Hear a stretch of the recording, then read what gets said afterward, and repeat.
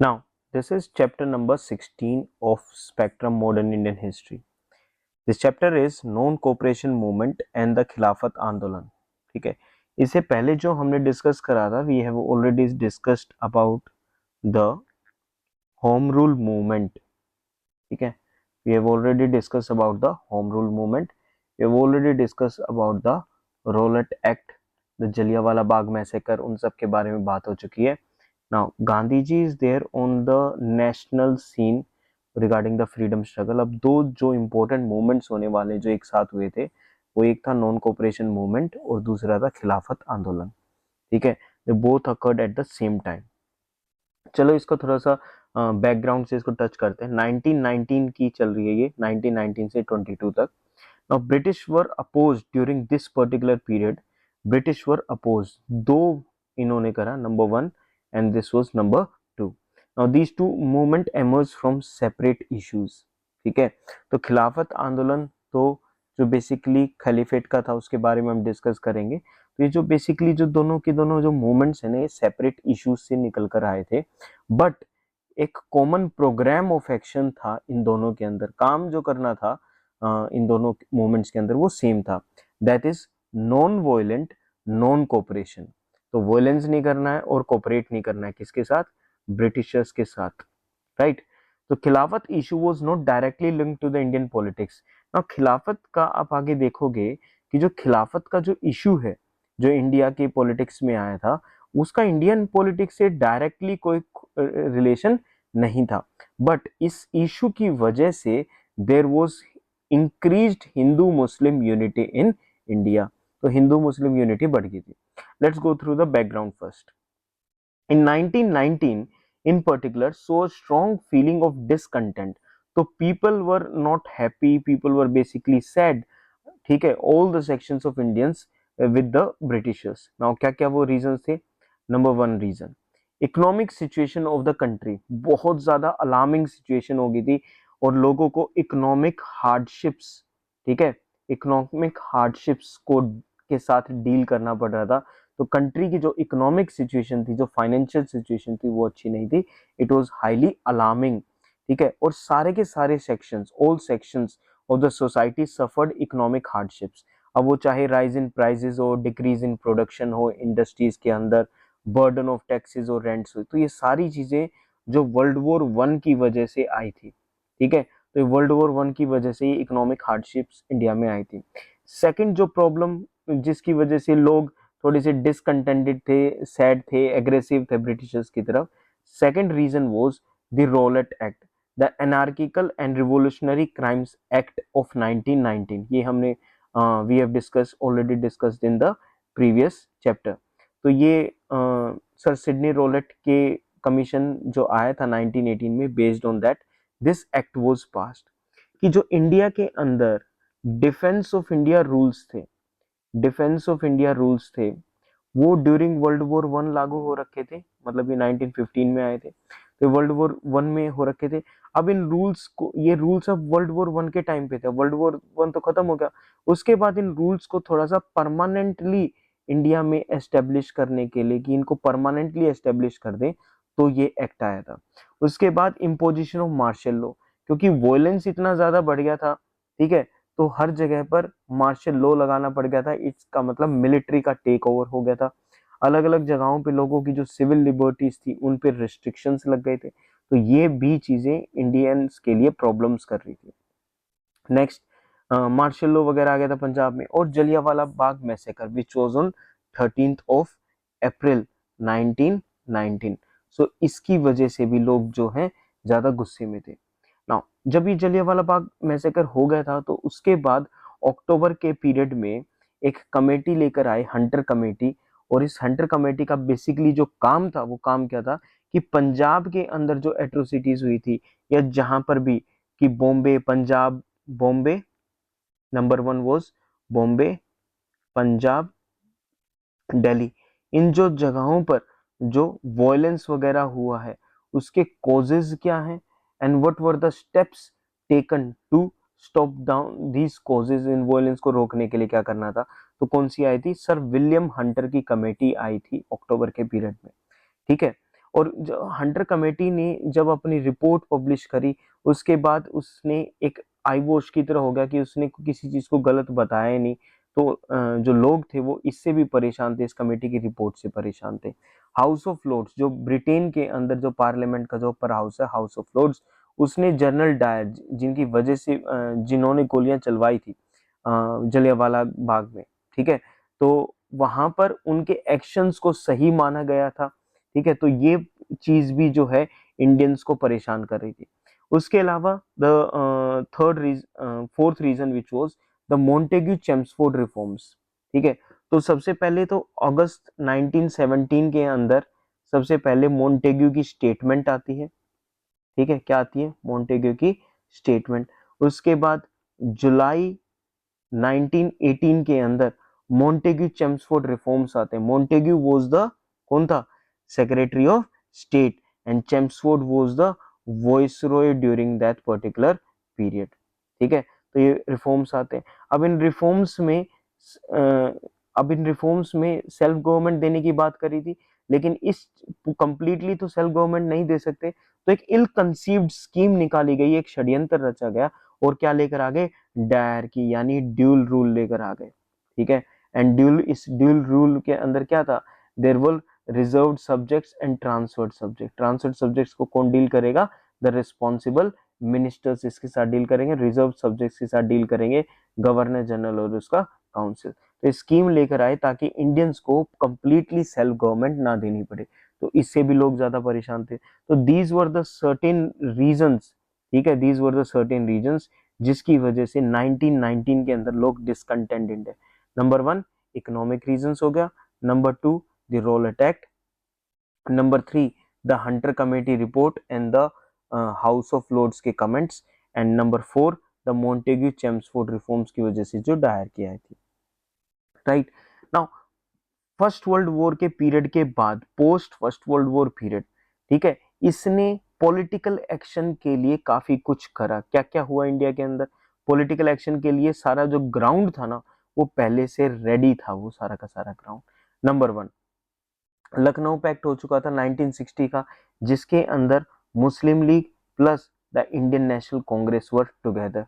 उसके बाद सेकंड चीज द रोलेट एक्ट, इसने हिंदूज को भी plus at the same time Muslims को भी एजिटेट कर दिया था, गुस्से में कर दिया था। Now they were very angry, now both these sections were very angry with the Britishers. Third, कि जो मुस्लिम लीग थी, ठीक है, मुस्लिम जो लीग थी उसके अंदर स्टार्टिंग, अब जैसे हम बात करें कि जैसे आईएनसी थी, तो आईएनसी के अंदर स्टार्टिंग में मॉडरेट्स जो थे उन्होंने डोमिनेट करा था, बाद में एक्सट्रीमिस्ट ने इसके अंदर डोमिनेट करा था। वैसे ही मुस्लिम लीग के अंदर पहले जो कन्वेंशनल थे, कंजर्वेटिव अलीगढ़ स्कूल के जो लोग थे, वो हटके अब कौन से लोग आ गए थे मुस्लिम लीग के अंदर?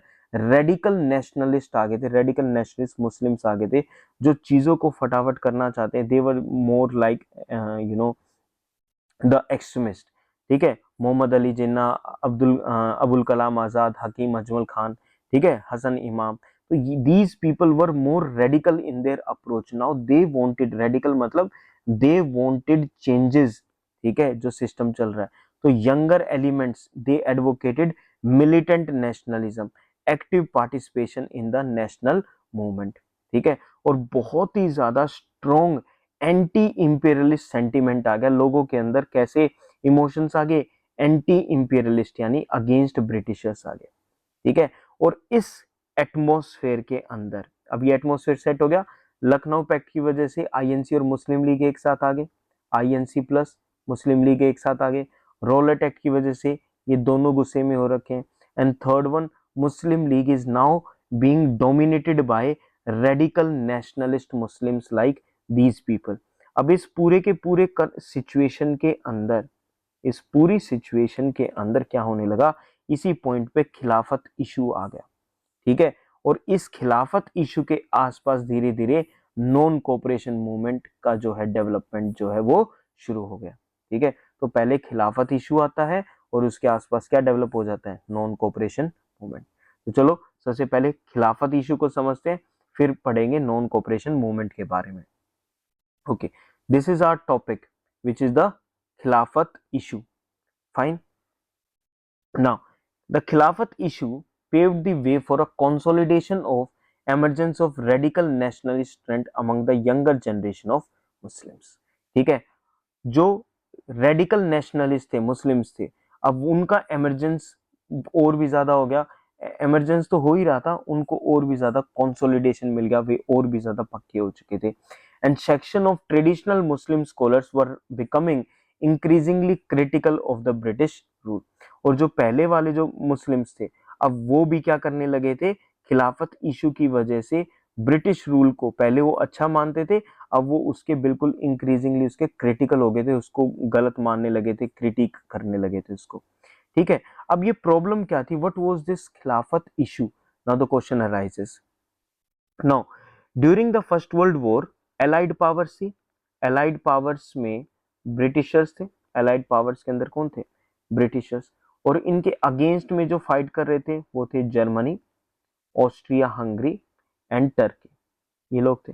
अब इसके अंदर ये जर्मनी, ऑस्ट्रेलिया हंगरी और टर्की वर्ल्ड वॉर 1 को हार गए. तो टर्की के साथ इस पर्टिकुलर केस में क्या हुआ, टर्की के साथ क्या हुआ, the treatment meted out to the Turkey by the British after the first world war. ठीक है, इसकी वजह से सारा का सारा ये जो एंगर था मुस्लिम्स के अंदर, जो खिलाफत इशू बना था वो था. नाउ खिलाफत कम्स फ्रॉम द वर्ड खलीफा. ठीक है, now Khalifa is the spiritual head. ठीक है, पूरे वर्ल्ड में जहां कहीं भी कोई भी मुस्लिम है, उनका स्पिरिचुअल हेड कौन है, उन सभी मुस्लिम्स का हेड है ये खलीफा. और ये खलीफा जो है ये एक पर्टिकुलर एरिया पे, और इसका अपना एक पर्टिकुलर सिस्टम है जिसको हम खलीफेट बोलते हैं. क्या बोलते हैं इसको, हम खलीफेट बोलेंगे. तो ब्रिटिश ने जब वो वॉर, फर्स्ट वर्ल्ड वॉर जीत गए, उसके बाद टर्की के साथ जो इन्होंने ट्रीटमेंट करी ना, वो ट्रीटमेंट ज्यादा अच्छी नहीं थी.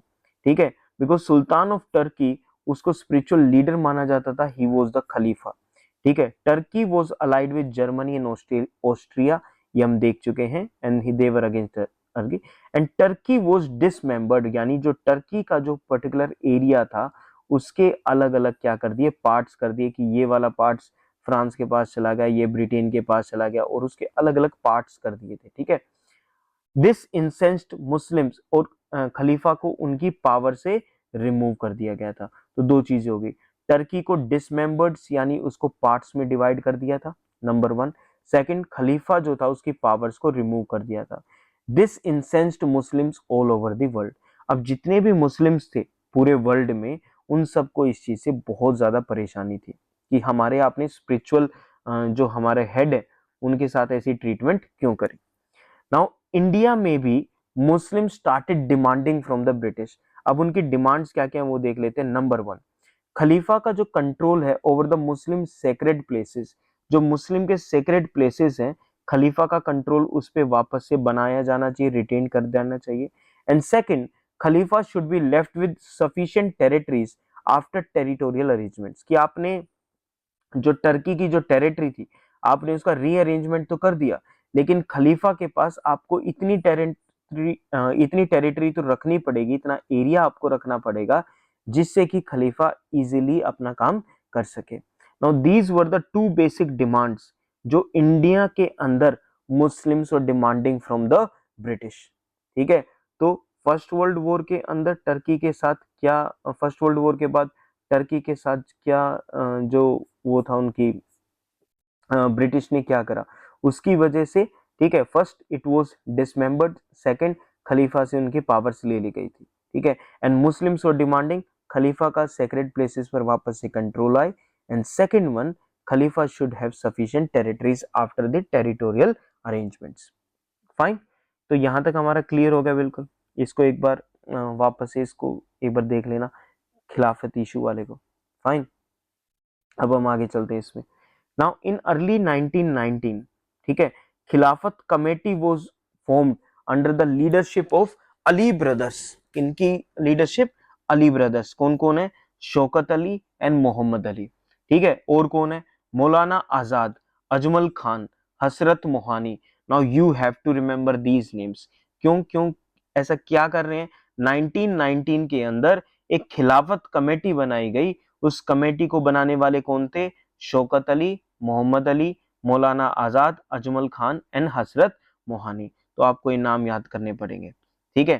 To force the British government to change its attitude towards Turkey, ताकि टर्की के साथ जो उन्होंने ट्रीटमेंट की थी, टर्की के साथ जो उन्होंने ट्रीटमेंट करी थी, उस चीज को, अपने एटीट्यूड को टर्की से ठीक कर ले और इनकी जो दो डिमांड्स है इनको पूरा कर ले। इसके लिए क्या बनाई गई? खिलाफत committee in the early period of 1919, ठीक है। आगे चलते हैं ना। फॉर सम टाइम, बिल्कुल अगर स्टार्टिंग में बात करें तो ये जो अभी खिलाफत लीडर्स की हमने जिनके बारे में बात करी ना, these were the Khilafat leaders.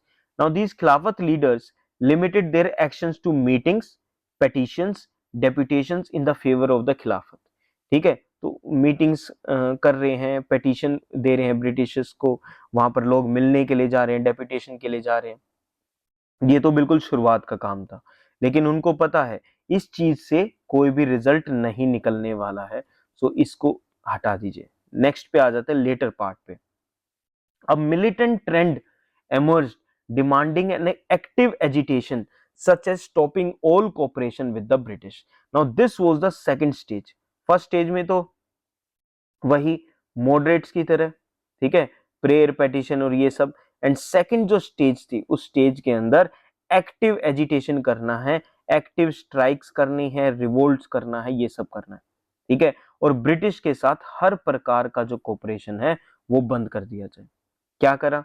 दस at the time all India Khilafat conference हुई। क्या बनी? ऑल इंडिया खिलाफत कॉन्फ्रेंस रखी गई, ये दिल्ली में करी गई नवंबर 1919। तो यहां पर हमने देखा 1919 की जब शुरुआत चल रही है तो एक खिलाफत कमेटी बनती है जिसके अंदर ये मेंबर्स थे। चलो पहले तो इनको ना एक बार यहीं पोज करके एक बार इन मेंबर्स को लर्न कर लो और इनका अपना खुद का एक निमोनिक बना लो जिसे हैप्पी हैप्पी करके तुम इन सारों को याद कर सको। देखो आगे मत बढ़ो, पोज कर दो एक बार, पोज द वीडियो, ठीक है। चलो बैक टू प्ले। नवंबर 1919 में क्या होता है? ऑल इंडिया खिलाफत कॉन्फ्रेंस होती है। कहां होती है?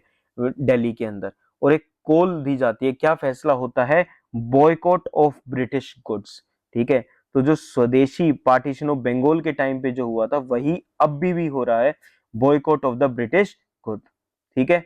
The Khilafat leaders also clearly spelt out the out that unless peace terms after the war were favorable to Turkey, they would stop all cooperation with the government, ठीक है। तो वर्ल्ड वॉर वन तो हो गया, उसके बाद वर्ल्ड वॉर वन के बाद जो ट्रीटी होनी है, ठीक है, जब तक वो ट्रीटी टर्की के फेवर में नहीं होगी तब तक किसी भी प्रकार का ब्रिटिश के साथ कोऑपरेट नहीं किया जाएगा। ये कहां डिसाइड हुआ? ये इस कॉन्फ्रेंस में डिसाइड हुआ जो दिल्ली में हुई थी नवंबर 1919 में, ठीक है। इसके प्रेसिडेंट कौन थे? Mahatma Gandhi. He was the president of All India Khilafat Committee, ठीक है। तो खिलाफत, ऑल इंडिया खिलाफत कमेटी जो थी उसके प्रेसिडेंट कौन थे? Gandhi ji was the president, ठीक है। उन्होंने सोचा कि यार हिंदूज भी एक तरफ है, एक तरफ हिंदूज हैं और दूसरी तरफ मुस्लिम्स तो पहले से ही रेडी हैं इस पर्टिकुलर खिलाफत इशू की वजह से, तो क्यों ना अगर मैं हिंदूज को ये बात बोल दूं या बाकी जनरल पॉपुलेशन को बोल दूं तो एक मास स्ट्रगल हो सकता है। तो ही थॉट कि ऑल इंडिया खिलाफत कमेटी का यूज करके he could start it as a platform of mass and united non cooperation could be declared against the government. Clear हो गया? तो तीन मेजर पॉइंट्स देखे हमने। 1919 के अंदर खिलाफत कमेटी का बनना, उसके बाद नवंबर 1919 में ऑल इंडिया खिलाफत कॉन्फ्रेंस जिसमें बॉयकॉट ऑफ ब्रिटिश गुड्स हुआ, और थर्ड नंबर पे ऑल इंडिया खिलाफत कमेटी के president Gandhi saw this as an opportunity, he saw this as an opportunity to declare a mass and a united non cooperation against the British, ठीक है। अब सवाल आता है, अब कांग्रेस से पूछा जाएगा, ठीक है, कि कांग्रेस का इस पर्टिकुलर पे क्या स्टैंड है, क्योंकि support of the Congress was very essential for the खिलाफत मूवमेंट टू सक्सीड, ठीक है। आपको खिलाफत मूवमेंट के लिए आपको मुस्लिम लीग का तो इजीली सपोर्ट मिल जाएगा, सभी मुस्लिम्स का इजीली सपोर्ट मिल जाएगा, but what about the Congress? तो इनका सपोर्ट जरूरी है। कुछ लोग कह रहे थे कि नहीं, मुस्लिम्स के साथ ऐसे सेम प्लेटफॉर्म पे आकर उनके इस रिलीजियस इशू, बेसिकली है तो खिलाफत जो इशू था it was a religious issue, ठीक है, वो एक रिलीजियस पॉइंट ऑफ व्यू से था, फाइन। और उसमें तिलक भी थे, who opposed of having an alliance with the Muslim leaders over a religious issue. तो बाल गंगाधर तिलक वो सेइंग कि यार मुस्लिम्स के साथ हम ना किसी रिलीजियस इशू पे ऐसे जुड़ के अलायंस नहीं बना सकते, ठीक है। बट बाद में कोशिश की गई and the Congress, Indian National Congress was convinced regarding this and later हार Gandhi was able to get the approval of the Congress for his programme of political action, ठीक है। तो उनको जो मास पॉलिटिकल एक्शन करना था, मास यूनाइटेड पॉलिटिकल एक्शन जो उनको करना था, वो पॉलिटिकल एक्शन उन्होंने कंप्लीट कर दिया। Congress felt inclined to support the non cooperation movement on the Khilafat issue question because, now why was Congress ready, उसके पॉइंट्स देखते हैं। नंबर 1, कांग्रेस को भी लगा कि that it is a golden opportunity to cement Hindu Muslim unity. अगर हिंदू मुस्लिम के बीच में यूनिटी करनी है, so this was a very big opportunity, number 1। Second, Congress का कॉन्स्टिट्यूशनल मेथड्स और स्ट्रगल पे से विश्वास खत्म हो रहा था। They were losing faith on the constitutional, जो मॉडरेट्स वाले जो मेथड्स थे ना, उन पे से विश्वास हटा। तो उन्होंने सोचा कि यार क्यों ना नॉन कोऑपरेशन मूवमेंट, सत्याग्रह, ये सब ट्राई किया जाए, ठीक है। Third one, the Congress was aware that the masses were eager to give expression to their discontent. याद है ये डिसकंटेंट हमने शुरुआत में देखा था 4 पॉइंट्स में कि why people were discontented, why people were sad, ठीक है।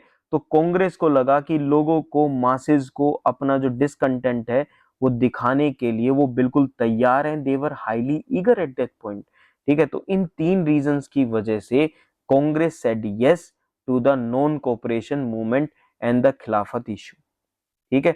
मुस्लिम लीग का तो सपोर्ट था ही, तो Muslim League support to the Congress.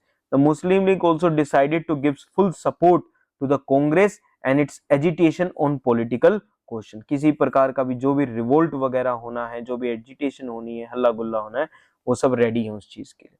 तो अब मुस्लिम लीग का सपोर्ट मिल चुका है, आईएनसी का सपोर्ट मिल चुका है, ठीक है। And now begins the non cooperation खिलाफत मूवमेंट।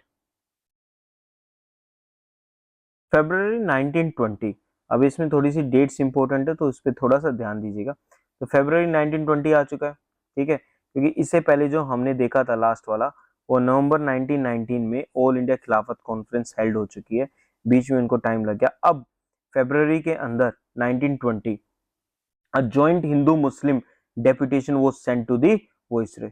तो Viceroy को ये डेपुटेशन भेजा कि भाई देखो हम ऐसे ऐसे ये हमारी डिमांड्स है, लास्ट हम आपको एक बार डिमांड और भेज रहे हैं हिंदू मुस्लिम की तरफ से, एंड प्लीज इन डिमांड्स पर देख लो, ठीक है। ये तो फेल होना था, दिस वाज अबॉर्टिव, फेल हो गया ये वाला पर्टिकुलर मिशन, ठीक है। उसके बाद May 1920 the treaty of Sevres. Now Sevres is a basically town और a city, you can say it is in France.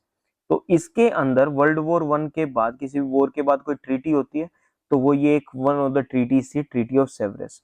और ये साइन की गई थी बिटवीन द ब्रिटिश और Britain and the Ottoman Empire, जो टर्की में था, ओटोमन एम्पायर के साथ, ठीक है।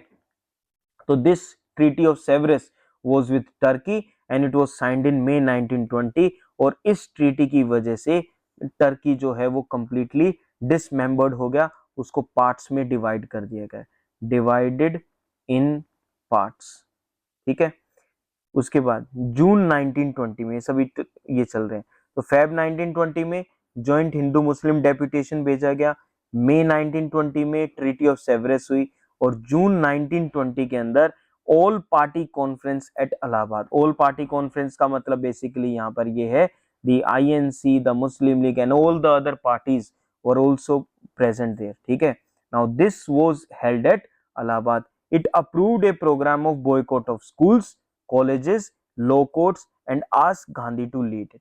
तो जून 1920 में डिसाइड हो जाता है, सारी पार्टीज मिलके कहती हैं इलाहाबाद के अंदर कि ठीक है भाई, क्या क्या करना है, स्कूल्स को बॉयकॉट करना है, कॉलेजेस, लॉ कोर्ट्स को बॉयकॉट करना है, और गांधी जी इसको क्या करेंगे, लीड करेंगे, फाइन। और फिर आ जाता है अगस्त 1920, 31 अगस्त 1920, फाइन। इसमें जो खिलाफत कमेटी होती है, it started a campaign of non cooperation and the movement was formally launched. तो 31 अगस्त 1920 को, ठीक है, खिलाफत जो कमेटी होती है वो नॉन कोऑपरेशन को बिगिन कर देती है, ठीक है। एंड तिलक अगर आपको याद हो तो ज्यादा खुश नहीं थे आईएनसी प्लस मुस्लिम लीग के साथ एक रिलीजियस इश्यू पर फाइट करने के लिए, यूनाइटेड फाइट, बट उनकी उनकी डेथ हो जाती है अगस्त 1 1920, तो बिल्कुल एक महीना पहले उनकी डेथ हो जाती है। तो बेसिकली उसके बाद अब ये इजीली आगे बढ़ सकते थे। सितंबर 1920 at a special session at Calcutta, ठीक है। तो क्या क्या इसमें याद रखना है, जून 1920 वाला याद रखना है। ऑल पार्टी कॉन्फ्रेंस कहां पर हुई थी, इट वाज एट इलाहाबाद। उसके बाद अगस्त में there was the passing of Bal Gangadhar Tilak, ठीक है, and Khilafat committee started the non cooperation movement, ठीक है। सितंबर 1920 स्पेशल सेशन होता है कहां पर, कलकत्ता में। Congress approved a non cooperation programme, ठीक है। ऑल पार्टी ने तो कर दिया, कांग्रेस अपना अलग से उसमें अप्रूवल देगा कि भाई हाँ हम भी इसके के साथ हैं। तो स्पेशल सेशन करा गया, क्योंकि नॉर्मली तो दिसंबर में होता है, स्पेशल सेशन 1920 में हुआ, कहां पर, कलकत्ता में। कांग्रेस ने अप्रूव करा नॉन कोऑपरेशन प्रोग्राम को जब तक पंजाब में जो गलतियां हुई हैं ब्रिटिश उसको ठीक नहीं कर देते, नंबर 1। खिलाफत रोंग्स, जो खलीफा के साथ जो रोंग हुआ है उसको ठीक नहीं कर देते, और स्वराज को एस्टेब्लिश नहीं कर देते कंप्लीटली, क्योंकि मॉन्टफोर्ड रिफॉर्म्स के अंदर जो स्वराज दिया था उससे ये लोग ज्यादा खुश नहीं थे। और जो नॉन कोऑपरेशन प्रोग्राम जो कांग्रेस ने बोला कि हाँ भाई आप जाके इसको कर लो, ठीक है, उसके अंदर क्या क्या चीजें थी, अब डिटेल में हम इसको याद करेंगे। यहाँ पर एक बार इसको पोज करके इन सभी जो ये वाला जो हाईलाइटेड वाला पार्ट है इसको एक बार रीड कीजिए, ठीक है। And now that you have read it, let us discuss it. Boycott of the government schools and colleges, simple. Boycott of law courts, dispensation.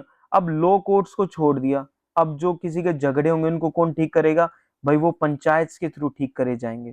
Third one, boycott of legislative councils, कि councils के अंदर जो Indian member selected हो रखे हैं, elected हो रखे हैं, ठीक है, उनको क्या करना पड़ेगा, उनको उसको रिजाइन करना पड़ेगा and they will have to boycott it. But कुछ लोग ना इस वाले पॉइंट से ज्यादा खुश नहीं थे, like CR Das, they were not willing to include a boycott of councils। But ठीक है, पूरा का पूरा ग्रुप ये बात बोलने लग रहा है कि भाई बॉयकॉट करना है, तो सीआर दास वगैरह ने, ठीक है, इन सब ने बोल दिया कि ठीक है बॉयकॉट कर देते हैं। जो इलेक्शंस होने वाले थे नवंबर 1920 में उनको भी बॉयकॉट कर दिया। Boycott of foreign cloth, khadi का यूज करना है, हैंड स्पिनिंग करनी है, ठीक है। जो गवर्नमेंट ने ऑनर्स दे रखे हैं, ठीक है, गवर्नमेंट ने अगर कोई टाइटल दे रखा है, कोई मेडल्स दे रखे हैं, उन सबको रिनंशिएट करना है, वापस देना है उन टाइटल्स को, ठीक है। द सेकंड फेज को इंक्लूड मास सिविल डिसओबीडियंस, ठीक है। तो फर्स्ट फेज में तो ये सारे के सारे काम होने हैं, और सेकंड फेज में ना क्या शुरू करने की बात हुई थी, मास सिविल डिसओबीडियंस की जितने भी रूल्स वगैरह है ना, पहले में तो नॉन कोऑपरेट करेंगे, हम कोऑपरेट नहीं करेंगे, नॉन कोऑपरेशन, ठीक है। उसके बाद सिविल डिसोबीडियंस की जितने भी सिविल रूल्स हैं, टैक्स के हो गए, बाकी लॉज वगैरह हो गए, उनको डिसओबे करेंगे, उनको ब्रेक डाउन करेंगे, ये इनकी सेकंड फेज होने वाली थी, ठीक है। बट नॉन कोऑपरेशन जब चल रहा था ना, ये कभी सेकंड फेज तक पहुंच ही नहीं पाया, उससे पहले एक इंसिडेंट हो जाता है जिसकी वजह से नॉन कोऑपरेशन को बंद करना पड़ गया था, ठीक है। और उसमें क्या क्या आ जाएगा, resignation from the government service, non payment of taxes, these are under the mass civil disobedience, ठीक है। Okay, now Hindu Muslim unity ready है, ठीक है, ये भी काम करने, हिंदू मुस्लिम यूनिटी के लिए काम करते रहना इस नॉन कोऑपरेशन के दौरान, अनटचेबिलिटी के लिए काम करते रहना है, ठीक है। और लेकिन हर टाइम पे all the time you have to remain non violent, यानी किसी भी प्रकार का कोई भी वॉयलेंस नहीं होना चाहिए। दिसंबर, अभी तो क्या था, कैलकाटा का तो स्पेशल सेशन था सितंबर 1920 के अंदर, ठीक है। उसके बाद दिसंबर 1920 जो एक नॉर्मल सेशन होता है, it was in Nagpur and the president was CV Raghavacharya, ठीक है। आईएनसी का सेशन होता है 1920 में। First, the programme of non cooperation was endorsed, इसको कंप्लीटली बोल दिया कि ठीक है ये सारे के सारी चीजें करनी है हमको। Second, important change was made in the Congress creed, Now, instead of having the attainment of self-government through constitutional means, the Congress decided to attainment of Swaraj through peaceful and legitimate means. ठीक है, तो अभी तक क्या चल रहा था कि हमको सेल्फ गवर्नमेंट चाहिए, ये कैसे मिलेगी, कॉन्स्टिट्यूशनल मीन से लेकर रहेंगे। अब क्या था, हमें अब सेल्फ गवर्नमेंट यानी स्वराज चाहिए, लेकिन हमें peaceful and legitimate means, thus committing itself to extra constitutional mass struggle। अभी तक 1920 से पहले, नागपुर सेशन से पहले हमें स्वराज चाहिए था, but swaraj was through constitutional means. हम कॉन्स्टिट्यूशन की लॉज की हद में रह के सारे काम करेंगे, but after the Nagpur session it was decided that we want swaraj, but it will be using extra constitutional mass struggle का यूज करके हम इस काम को करेंगे। So this was one of the biggest change. एक बार इस वीडियो को यहाँ रोको और इस पर्टिकुलर चीज को याद करो, पे अटेंशन, ठीक है, पे अटेंशन इस चीज में। थर्ड वन, ये कब का चल रहा है, इन नागपुर सेशन में क्या क्या हुआ था वो चल रहा है। एक तो नॉन कोऑपरेशन के प्रोग्रामेटिक मिल गया, second attainment of Swaraj through extra constitutional mass struggle, third one कुछ ऑर्गेनाइजेशनल चेंजेस किए गए, जैसे कि अ कांग्रेस वर्किंग कमेटी बनाई गई of 15 members was set up to lead the Congress from now onwards। ठीक है, कि एक कांग्रेस वर्किंग कमेटी बना दी, इस कांग्रेस वर्किंग कमेटी में 15 मेंबर्स होंगे। अब ये Congress working committee with the president plus this working committee will lead the Congress. उसके अलावा प्रोविंशियल कांग्रेस कमेटीज बना दी गई, प्रोविंसेस लेवल पे छोटी छोटी कांग्रेस कमेटीज बना दी गई, लेकिन सबसे इंपॉर्टेंट चीज जो चीज देखोगे, they were on the linguistic basis. ठीक है, लैंग्वेज के बेसिस पे इनको बनाया गया। किस बेसिस पे? लैंग्वेज के बेसिस पे इनको बनाया गया। यहां तक आई बात समझ में? ठीक है, चलो, ये था थर्ड पॉइंट नागपुर सेशन का। उसके बाद वार्ड कमेटीज बनाई गई। अच्छा, एंट्री फीस जो है वो रिड्यूस कर दी गई 4 आना, पहले वो ज्यादा थी, आना 4 आना हो गया ना, 1/16 ऑफ अ रुपी, 1 रुपी। ठीक है, 1 रुपी का 1/16 बिकम्स एन आना, तो 4 आने की बात हुई। ठीक है, तो 4 आने फीस कर दी गई, किसकी? कांग्रेस की। तो जितने भी, ये क्यों इतनी रिड्यूस फीस कर दी गई? ताकि जो पीजेंट्स हैं, जो वर्कर्स हैं, जो विमेन हैं, वो सब के सब कांग्रेस को ज्वाइन कर सके और कांग्रेस एक मास सिस्टम को डेवलप कर सके। Gandhi declared that if non cooperation programme was implemented, ठीक है, completely, swaraj assured in within a year, कि गांधी जी ने ये चीज बोली नागपुर सेशन में कि अगर नॉन कोऑपरेशन चल गया, अच्छे से इंप्लीमेंट हो गया, तो हमें 1 साल के अंदर स्वराज मिल जाएगा। ठीक है, तो चलो एक बार नागपुर सेशन वाले को एक बार अच्छे से याद कर लो। नागपुर सेशन, ठीक है, दिसंबर 1920, प्रेसिडेंट का नाम याद करो इसमें। ठीक है, उसके बाद ये 4 पॉइंट्स, पहला non cooperation endorsed, second swaraj attainment through extra constitutional mass struggle, third Congress working committee, provinces committee on the linguistic basis, ward committees, और entry fees reduce to 4 annas. ठीक है, एंड गांधी जी सेड, अपना कॉन्फिडेंस को शो करने के लिए उन्होंने ये बात बोल दी।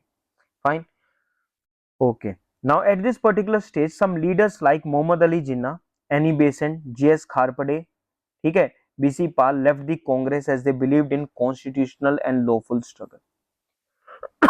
सॉरी। नाउ इन लोगों को लगता था कि क्या इसे अचीव करना चाहिए, इनका विश्वास था कॉन्स्टिट्यूशनल और लॉफुल स्ट्रगल में, लेकिन नागपुर सेशन ने तो एक्स्ट्रा कॉन्स्टिट्यूशनल यानी कॉन्स्टिट्यूशन से बाहर जाकर मास स्ट्रगल करके हमको सब कुछ अचीव करना है, इसमें उन्होंने हाँ बोल दिया था। तो इन लोगों ने क्या कर दिया? They left the Congress. Surendra Nath Banerjee, ठीक है, इन्होंने क्या फाउंड करी अपनी अलग से? इंडियन नेशनल लिबरल फेडरेशन। तो एक इस चीज को याद रख लो, बहुत इंपॉर्टेंट से। ठीक है, एक तो ये लीडर्स का नाम याद होना चाहिए, you have to memorise these leaders, कि these people left Congress after the Nagpur session of 1920। ठीक है, ओके। दूसरा, दूसरा सुरेंद्रनाथ, तो नागपुर सेशन आपको याद करना पड़ेगा कि नागपुर सेशन हुआ था 19-20 का ही तो फर्क है, 19-20 का ही संतरे, Nagpur is known for oranges, ठीक है, तो इन ऑरेंजेस में 19-20 का ही तो फर्क है, तो ऐसे करके 1920 नागपुर सेशन, ठीक है। तो सुरेंद्रनाथ बनर्जी ने क्या फाउंड करा, इंडियन नेशनल लिबरल फेडरेशन, ठीक है। उसके बाद उनका जो रोल है सुरेंद्रनाथ बनर्जी का, वो इंडियन पॉलिटिक्स में या नेशनल पॉलिटिक्स में रिड्यूस हो गया, ठीक है। Next, the adoption by the Congress of the non cooperation movement initiated earlier by the Khilafat committee gave it a new energy.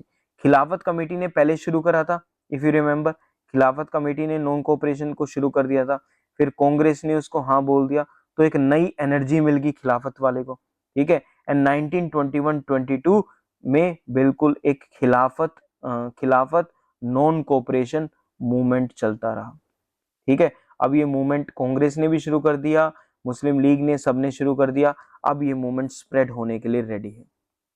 Now Gandhi with the Ali brothers, Ali brothers के बारे में हमने स्टार्टिंग में पढ़ा था, ठीक है। कौन कौन अली ब्रदर्स, जल्दी बता दो कौन कौन है, ठीक है। पोज करो नहीं तो बैक जाओ, उनको देखो, अली ब्रदर्स के नाम देखो, उनके साथ तुम्हें 4 नाम और मिलेंगे, उनको देखो। दे अंडरटूक अ नेशन वाइड टूर, पूरे इंडिया में अलग अलग जगहों पर ये लोग अब क्या कर रहे हैं, ट्रेवल कर रहे हैं, किस पर्टिकुलर चीज के लिए ट्रेवल करने लग रहे हैं, ताकि ये मूवमेंट को फैला सके। नाउ डिफरेंट स्टूडेंट्स, ये भी प्रोग्राम में था, they left the government schools, British के स्कूल्स को इन्होंने ड्रॉप कर दिया, नए नए नेशनल स्कूल्स और कॉलेजेस आने लगे, ठीक है। अंडर द, ये कॉलेजेस और स्कूल्स किसकी लीडरशिप में आने लगे, under the leadership of Acharya Narendra Dev, C R Das, Lala Lajpat Rai, Zakir Hussain, Subhash Bose, ठीक है। Who became the principal of National College at Calcutta, fine, and included Jamia Millia at Aligarh, Kashi Vidyapith, Gujarat Vidyapith and Bihar Vidyapith. तो अलग अलग इंडिया के अंदर नेशनल कॉलेजेस आने लगे, क्यों आने लगे, क्योंकि गवर्नमेंट स्कूल्स और कॉलेजेस तो बॉयकॉट कर दिए गए हैं, अब इनको अपनी स्टडीज कंटिन्यू करनी है तो नेशनल स्कूल्स एंड कॉलेजेस के थ्रू करेंगे। सो यहाँ पर अटेंशन थोड़ा सा करिएगा। लॉयर्स ने क्या करा, याद है, लॉयर्स को, लॉ कोर्ट्स को, जो लॉ कोर्ट्स हैं उनको बॉयकॉट करना है, तो कुछ लॉयर्स ने अपनी प्रैक्टिस को गिव अप कर दिया, like Motilal Nehru, Jawaharlal Nehru, C R Das, C Rajagopalachari, Saifuddin Kitchlew, ठीक है। याद करो सैफुद्दीन किचलू किसमें था, Saifuddin Kitchlew plus doctor Satyapal, they were part of the Punjab Jallianwala Bagh में सेकर, ठीक है। 6 अप्रैल को इनका अरेस्ट हो गया था। वल्लभ भाई पटेल, असफ अली, टी प्रकाशम एंड राजेंद्र प्रसाद, इन लॉयर्स ने अपनी प्रैक्टिस गिव अप कर दी for the non cooperation movement, clear.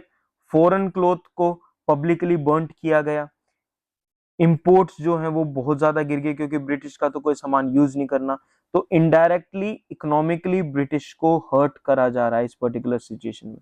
Shops के वहां पिकेटिंग हुई, ज्यादातर जो लिकर शॉप्स होती, फॉरेन लिकर शॉप्स, उसके बाहर लोग खड़े हो जाते थे, लोगों को समझाते थे कि नहीं करना है तुमको ये काम, that is known as picketing of shops, ठीक है। टोडी शॉप्स जो दूसरी ड्रिंक होती हैं या जो इंटॉक्सिकेटिंग सब्सटेंसेस होते हैं, टोडी शॉप्स, उनके सामने भी उन्होंने पिकेटिंग करी। तो ब्रिटिश को फाइनेंशियली हर्ट करने के लिए ये सारी चीजें की जाने लगी, ठीक है। 1 अगस्त को 1920 में क्या हो गया था, बाल गंगाधर तिलक पास्ट अवे, ठीक है। उनकी याद में एक स्वराज फंड बनाया गया, स्वराज फंड में लोग इतने ज्यादा उत्साहित थे कि उन्होंने ओवर सब्सक्राइब्ड हो गया और उसमें 1 करोड़ रुपीस कलेक्ट हो गए इसके लिए, ताकि जो मूवमेंट है उसको सपोर्ट किया जाए, क्योंकि मूवमेंट को फाइनेंसिस की तो जरूरत होगी, ठीक है। तो उसके लिए तिलक स्वराज फंड। और क्या किया गया मूवमेंट के अंदर, कांग्रेस के वॉलंटियर ग्रुप्स आ गए, they emerged as the parallel police, की पुलिस का यूज नहीं करेंगे, कांग्रेस के वॉलंटियर जो कोर्प्स होते हैं, वॉलंटियर कोर्प्स होते हैं, उनको एज अ पैरेलल पुलिस यूज करेंगे, ठीक है। कोर्ट्स में नहीं जाएंगे, कोर्ट्स की जगह कहां जाएंगे, पंचायत से हमारे जो जितने भी फैसले हैं वो कौन करेगा, वो पंचायत करेगा।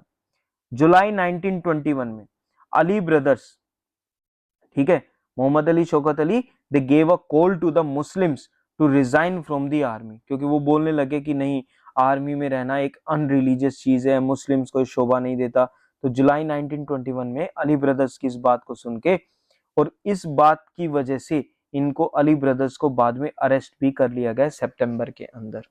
फाइन।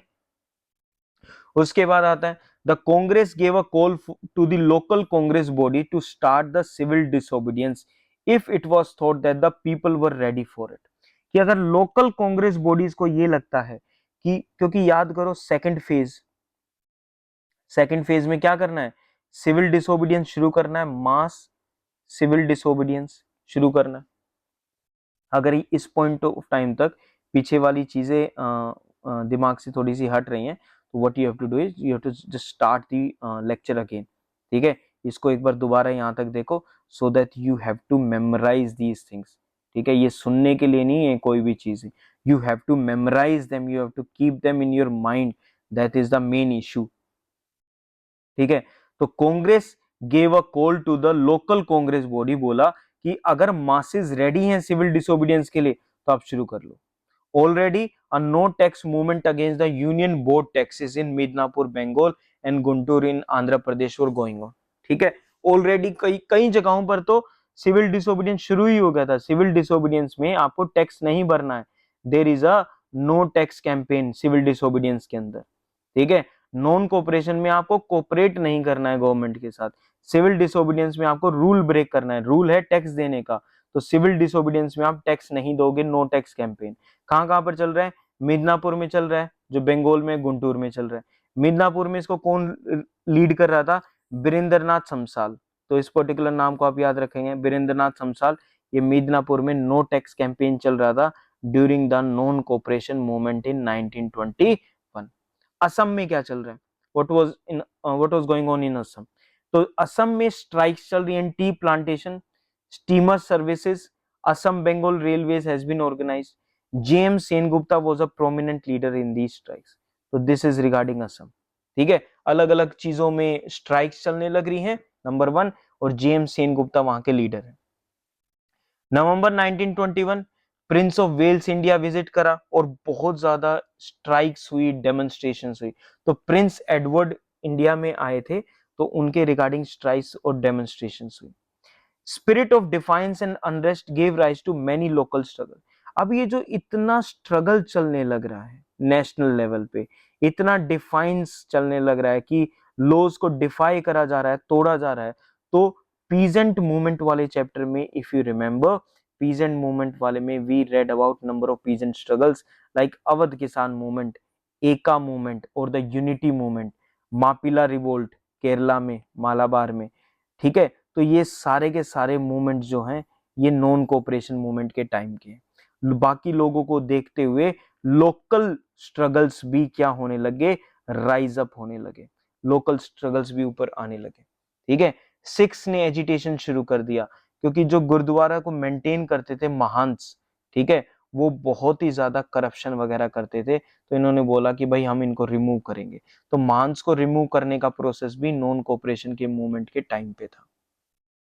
ठीक है, so this was the spread of the non cooperation movement. देख लो अभी जितने भी इसके अंदर पॉइंट है, these are part of the spread of the movement. बिल्कुल टॉपिक्स में डिवाइड कर करके एक चीज का दूसरे से कनेक्शन बना के कि इन्होंने कांग्रेस को क्यों लेफ्ट करा, सुरेंद्रनाथ बनर्जी अलग से क्यों कर रहे हैं, क्योंकि अब नागपुर सेशन में क्या क्या डिसाइड ऐसा हुआ कि इन लोगों ने कांग्रेस को लीव कर दिया, सुरेंद्रनाथ बनर्जी ने अलग से इंडियन नेशनल लिबरल फेडरेशन बना ली। ठीक है, तो हर एक चीज का रीजन देखते हुए इनको याद करो। क्लियर हो गया यहां तक। अब हम बात करते हैं people's response, how different people were reacting और participating in this particular movement. ये हमारा नेक्स्ट सब टॉपिक है इस चीज के रिगार्डिंग। सबसे पहले देखते हैं मिडिल क्लास। ठीक है, मिडिल क्लास क्या कह रही है, now the people from the middle classes let the movement at the beginning. तो स्टार्टिंग में तो वो इस मूवमेंट का पार्ट बने, बट लेटर उनकी थोड़ी सी रिजर्वेशंस आ गई कि गांधी के प्रोग्राम को देखते हुए उनका जो इन्वॉल्वमेंट थी वो थोड़ी सी क्या हो गई थी, कम हो गई थी, कि अच्छा रेजिग्नेशन देना पड़ेगा, सरेंडर करने पड़ेंगे टाइटल्स, इन चीजों को वो लोग सीरियसली नहीं ले रहे थे, वो अपना काम पे भी जा रहे थे, सारे काम कर रहे थे, बट इससे तो मूवमेंट नहीं चल सकता। तो this was the middle class, कि स्टार्टिंग में they participated in the movement, but बाद में they showed a lot of reservation. Showing a lot of reservation का मतलब होता है that you are unwilling to do a particular task. आप नहीं करना चाहते उस टास्क को, ठीक है. But the comparative newcomers in the Indian politics found expression of their interest and aspirations in the movement. जो नए नए न्यू कमर्स इंडियन पॉलिटिक्स में आए थे उनको बड़ा मजा आ रहा था. दे फाउंड एक्सप्रेशन, इंटरेस्ट हुआ, एस्पिरेशंस उनके कि भाई ये मूवमेंट तो हमसे मिलती जुलती है. राजेंद्र प्रसाद इन बिहार, वल्लभ भाई Patel in Gujarat, they provided solid support. ठीक है, इन्होंने काफी सॉलिड सपोर्ट प्रोवाइड करा नॉन कोऑपरेशन मूवमेंट को. And in fact leaders like them found non cooperation movement to a viable political alternative to terrorism in order to fight against the colonial government. क्यों? क्योंकि देखो moderates जो थे वो constitutional जो उनके मैटर्स थे वो फेल हो गए थे. एक्सट्रीमिस्ट ने अपना पूरा सिस्टम टेस्ट कर लिया था. कब? एंटी पार्टीशन पे और होम रूल मूवमेंट के दौरान. उसके अलावा बचे थे रिवोल्यूशनरी लोग जो वॉयलेंस में बिलीव करते थे. अच्छा, वो भी धीरे धीरे फेल होने लग रहे थे. ठीक है, ये एक्ट्स वगैरह आने की वजह से, रोल अटैक, defence of India rules. And अब क्या बचा था? अब इन्होंने सोचा कि भाई ये जो नॉन कोऑपरेशन है ना, इस टाइप की चीज एक वायबल यानी एक ठीक अल्टरनेटिव है जिसको पूरा किया जा सकता है. It is a viable political alternative to terrorism. तो new people like Rajendra Prasad, Vallabh भाई Patel, they were very ready with the non cooperation system. Second थी बिजनेस क्लास. अब ये तो तुम खुद ही सोच सकते हो कि जब हम ब्रिटिश के गुड्स को, किसके गुड्स को? ब्रिटिश के गुड्स को अगर हम बॉयकॉट कर रहे हैं तो खरीदे किसके गुड्स जाएंगे? स्वदेशी गुड्स खरीदे जाएंगे. तो बिजनेस क्लास के स्वदेशी गुड्स हैं तो उनका तो प्रॉफिट बनना है. ठीक है, उनकी तो एक ड्यूटी भी हो रही है इंडिया के लिए और उनका प्रॉफिट भी बनना है. तो दे वर वेरी हैप्पी. बट वो थोड़े से प्रॉब्लमेटिक थे कि यार कभी लेबर अनरेस्ट ना हो जाए उनकी फैक्ट्रीज में. लेबर क्योंकि स्ट्राइक पे चली जाए, ये सब हो जाए तो उससे नुकसान भी ज्यादा होता. ठीक है, तो देवर ऑन बोथ द साइड्स कि वो इकोनॉमिक बॉयकॉट से काफी खुश थे, वो उसको सपोर्ट कर रहे थे इकोनॉमिक बॉयकॉट को. ठीक है, और थोड़े से कुछ बिजनेसेस स्केप्टिकल थे, डरे हुए थे इस चीज के रिगार्डिंग कहीं लेबर अनरेस्ट ना हो जाए उनकी फैक्ट्रीज में. Next one was peasants. भाई मैसिव पार्टिसिपेशन. पीजेंट्स मतलब अभी तुमने देखा एका मूवमेंट था, मापिला रिवोल्ट था. ठीक है, किसान अवध यूनाइटेड प्रोविंस में ये सब था. तो पीजेंट्स का जो पार्टिसिपेशन था दैट वाज मैसिव. कांग्रेस जो थी वो किसी प्रकार का क्लास वॉर नहीं चाहती थी क्योंकि अगर पीजेंट्स आएंगे तो उनकी लड़ाई देखो एक तरफ तो किसके साथ है? ब्रिटिश के साथ उनकी लड़ाई है ना. चलो मान लिया ये वाली लड़ाई तो ओके समझ में आती है. बट पीजेंट्स की जो दूसरी लड़ाई थी ना वो किसके साथ थी? That was with the zamindars, money lenders जो पैसा देते थे उनको, ट्रेडर्स, इनके साथ थी. तो कांग्रेस ये नहीं चाहती थी कि पीजेंट्स एक क्लास है, पीजेंट क्लास, वो जमींदार क्लास या रिच क्लास के साथ लड़ाई करे. तो क्लास वॉर नहीं चाहिए था किसी भी प्रकार का. ठीक है, but the masses broke this restraint. ठीक है, बिहार में there was confrontation between the lower and the upper caste. ठीक है, on the issue of the former taking the sacred thread got merge with the non cooperation movement. तो peasant के class wars, ठीक है, अपर and lower caste के जो issues थे वो सब नॉन कोऑपरेशन मूवमेंट के अंदर मर्ज हो गए. In general peasant turned against the landlords and the traders. ये इन पे अटैक करने लगे. ठीक है, रियल फीलिंग्स ब्रिटिश के अगेंस्ट भी थी, वो भी चल रहा था.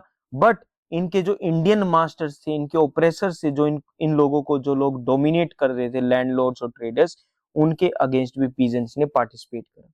स्टूडेंट्स, ये तो इनको तो कहीं पार्टिसिपेट करवा लो. They were active volunteers of the movement. ठीक है, अलग अलग इनके लिए national schools and colleges open हो गए थे, हमने पहले ही देख लिया. ठीक है, आचार्य नरेंद्र देव वगैरह ये सब प्रेजेंट थे. काशी विद्यापीठ गुजरात, जामिया मिलिया इस्लामिया अलीगढ़ के अंदर. ठीक है, women, now they give up पर्दा. ठीक है, अब वो पर्दे के अंदर नहीं रहेंगे. उन्होंने अपने और ऑर्नामेंट्स, ज्वेलरी तक गिरवी रख दी ताकि तिलक फंड, तिलक स्वराज फंड जो डेवलप होता है जिसमें 1 CR रुपीज आ गए थे, ठीक है, उसमें इन्होंने इस चीज को ऑफर करा. अच्छा, एक्टिव पार्ट इन्होंने पिकेटिंग में लिया. जहां पर फॉरेन लिकर सेल हो रही है, फॉरेन क्लोथ सेल हो रहा है, उन जगहों पर जाके इन्होंने एक्टिव पार्टिसिपेशन दिखाया. ठीक है, next one was Hindu Muslim unity. Now massive participation भी था मुस्लिम्स का, ठीक है, और कम्युनल यूनिटी भी मेंटेन करी गई थी। कम्युनल वर्ड जब भी आएगा तो इट मींस रिलीजियस यूनिटी भी मेंटेन हुई थी। क्या मेंटेन हुई थी? Religious unity. डिस्पाइट इवेंट्स, कभी कभी मापिला अपराइजिंग को जब हमने पढ़ा था उसमें देखा था कि जो टेनेंट्स थे, जो कल्टीवेटर्स थे, देवर मुस्लिम्स, देवर मुस्लिम्स, और जो लैंडलॉर्ड्स थे देवर हिंदूज। तो कहीं ना कहीं जब इनकी आपस में लड़ाई चल रही थी तो कम्युनल यूनिटी ब्रेक डाउन हो गई थी, ठीक है। बट उन अगर एक्सेप्शंस को हटा दें, there was communal unity during the non cooperation movement, तो एवरीथिंग वाज गोइंग गुड, ठीक है। अब देखते हैं सबसे बेस्ट प्लेयर का क्या गेम रहेगा, गवर्नमेंट का क्या रिस्पॉन्स रहेगा, ठीक है। अब आ गए हैं, चेम्सफोर्ड जा चुके हैं, लॉर्ड रीडिंग आ चुके हैं, he was the new viceroy. Gandhi के साथ इनकी बातचीत होती है, वो बातचीत खत्म हो जाती है, खराब हो जाती है, ठीक है।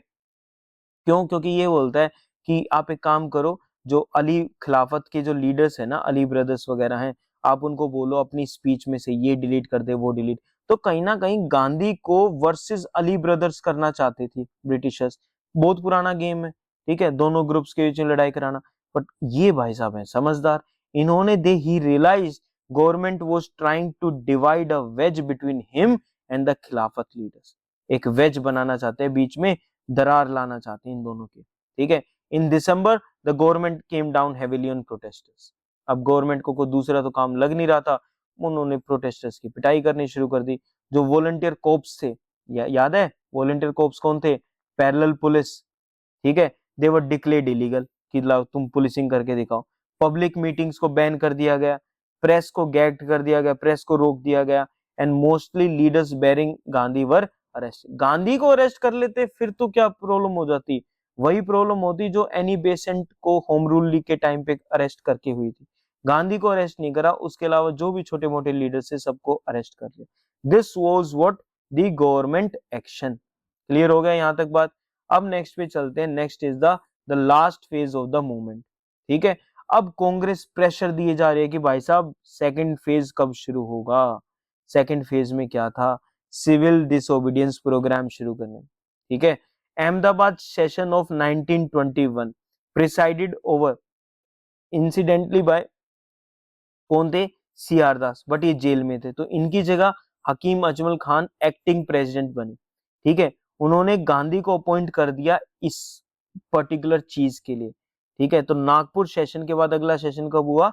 अहमदाबाद में 1921, और उसमें Hakim Ajmal Khan who was the acting president, he said कि गांधी डिसाइड करेंगे कि कब सिविल डिसोबीडियंस मूवमेंट को शुरू करना है, मास सिविल डिसोबीडियंस को। फेब 1 1922 गांधी ने तो इधर से तो थ्रेट दिया कि मैं मास सिविल डिसोबीडियंस शुरू कर दूंगा फ्रॉम बरदोली इन गुजरात, ठीक है, if political prisoners were not release, number 1। Second, press control को रिमूव नहीं करा गया, ठीक है। तो ये दो उन्होंने कंडीशंस रखी कि if these conditions are not met quickly, then I will start civil disobedience movement from Bardoli in Gujarat. ये बात कब की है? February 1 1922 की, ठीक है। उसके बाद याद करो February 1920 से हमने इस चीज को शुरू करा था, ठीक है। वहां से लेकिन यहाँ तक टाइमलाइन को ऐसे नोट डाउन कर लो, पहले टाइमलाइन को याद रख लो, जिससे कि आपको एक कॉन्फिडेंस आएगा, और फिर इनके अंदर जो डिटेल्स दे रखी है ना, फिर इनको कर लो, ठीक है। और ये याद रखो लड़ाई किस चीज की चल रही है। ये ब्रिटिश वाली तो लड़ाई हो चुकी है, लड़ाई आपके एग्जाम की चल रही है, तो you have to clear that particular thing, वहां पर तुम्हारा फोकस होना चाहिए। History is a path towards that exam, इसको करना पड़ेगा, अच्छी है बुरी है सारी चीजें सब मान्य है, बट करो इस चीज को, ठीक है। चलो, बट यहाँ से 1 फरवरी को ये दिया, लेकिन इनको क्या पता था 4-5 दिन में आगे क्या होने वाला है। Feb 5 1922 में चौरी चौरा एक विलेज है, Gorakhpur district of United province, जो आज की डेट में यूपी है, उत्तर प्रदेश है, ठीक है। वहां पर वॉयलेंस हो गया, 22 पुलिसमैन मारे गए, लोगों को अरेस्ट कर लिया गया, ठीक है। और इस वॉयलेंट एक्ट की याद करो कि ऑल टाइम क्या रहना है नॉन कोऑपरेशन में, ऑल टाइम नॉन वॉयलेंट रहना है। लेकिन ये वॉयलेंस एक्ट की वजह से गांधी थॉट कि नहीं, the masses are not ready, masses are not ready for a non cooperation movement or civil disobedience movement, they are not ready, and he called off the movement, उन्होंने movement को cold of कर दिया और non cooperation movement यहां पर खत्म हो जाता है। ठीक है, द कांग्रेस वर्किंग कमेटी, ठीक है, कांग्रेस एक वर्किंग कमेटी बनाई थी 15 मेंबर्स की, याद करो 15 मेंबर्स की कांग्रेस वर्किंग कमेटी होगी, ये बरदौली में मिली Feb 1921 and it resolve to stop all the activity, ठीक है, that led to the breaking of the law, ठीक है, and get down to constructive work, constructive work शुरू कर दो, खादी को लेकर आओ, नेशनल स्कूल्स खोलो, ठीक है, और कैंपेनिंग करो, हिंदू मुस्लिम यूनिटी को बढ़ाओ, अनटचेबिलिटी के अगेंस्ट में काम करो, तो ये सारी चीजें काम करते रहो, ठीक है, इन पर्टिकुलर चीजों के लिए, और उन्होंने वो जो मूवमेंट था उसको रोक दिया।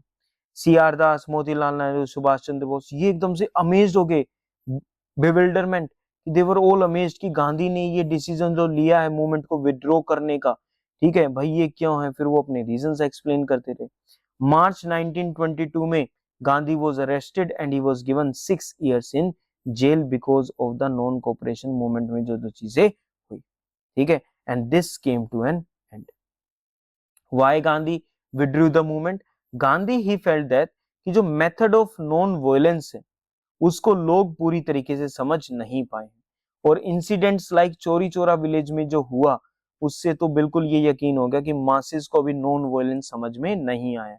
अब violent movement, because Gandhi always knew ना कि अगर if there will be a violent movement, अगर आप वायलेंस करते हो, ठीक है, तो उस वायलेंट मूवमेंट को तो जो ब्रिटिशर्स हैं वो उनको कुछ ही देर में उस वायलेंट मूवमेंट को खत्म कर देंगे और फिर कोई चांस ही नहीं बचेगा मूवमेंट करने का, ठीक है, तो violent movement could be easily suppressed by the colonial regime, ठीक है, और उनको एक्सक्यूज भी मिल जाएगा इस चीज के लिए कि भाई देखो वायलेंस कर रहे थे। The central theme of agitation, एक तो ये पर्टिकुलर रीजन हो गया, this was a particular reason. Second reason was कि जो सेंट्रल थीम थी ना पूरी लड़ाई की, खिलाफत इशू या खिलाफत का जो क्वेश्चन उठा था वो क्वेश्चन ही खत्म हो गया। अब आंसर क्या लिखे उसका, ठीक है, क्वेश्चन कैसे खत्म हो गया? नवंबर 1922 में what happened was people of Turkey they rose under Mustafa Kemal Pasha, Turkey के अंदर मुस्तफा कमाल पाशा उनके लीडर बने और उन लोगों ने जो है सुल्तान की पॉलिटिकल पावर को खत्म कर दिया, टर्की को एक सेक्युलर स्टेट बना दिया, तो रिलीजियस क्वेश्चन जो था वो रिलीजियस क्वेश्चन ही खत्म हो गया, ठीक है, वहां पर यूरोपियन स्टाइल का लीगल सिस्टम शुरू करा गया, विमेन को राइट्स दिए गए क्योंकि पहले राइट्स नहीं थे, ओटोमन एम्पायर के टाइम पे जो मुस्लिम रूल था उसमें विमेन को राइट्स नहीं थे, अब इनको राइट्स मिले, एजुकेशन को नेशनलाइज्ड कर दिया गया, ठीक है, मॉडर्न एग्रीकल्चर इंडस्ट्रीज ये सब डेवलप करी गई, और 1924 में जो खलीफेट का जो सिस्टम था खलीफा का वो कंप्लीटली क्या कर दिया, अबोलिश कर दिया। तो अगर खिलाफत का क्वेश्चन ही नहीं बचा तो अब लड़ाई किस चीज की करें, क्योंकि नॉन कोऑपरेशन मूवमेंट में डिमांड सी तो यही थी कि खिलाफत को ठीक करो, पंजाब के रोंग्स को ठीक करो, ठीक है, so this movement ended like this. अगर खिलाफत नॉन कोऑपरेशन मूवमेंट को इवेल्युएट करते हैं कि कैसा रहा, तो हम उसमें एक चीज तो ये बोल सकते हैं कि it brought the urban Muslims, जो सिटीज वाले जो मुस्लिम्स पीपल थे, इनटू द नेशनल मूवमेंट, तो वो इसका पार्ट बन गए, ठीक है। दूसरा, communalize the national politics to an extent, कहीं ना कहीं जहां पर ये बातें कम सामने थी, मुस्लिम्स हैं हिंदूज हैं ये सब चीजें, अब नेशनल पॉलिटिक्स ना कंप्लीटली कम्युनलाइज्ड होगी, रिलीजियस एलिमेंट जो है वो उसके अंदर एंटर हो चुका था। बाद में जाके ये कम्युनलाइज्ड पॉलिटिक्स कब तक चलेगी, आज तक चल रही है, ठीक है। With the non cooperation movement nationalist sentiments reached every nook and corner of the country.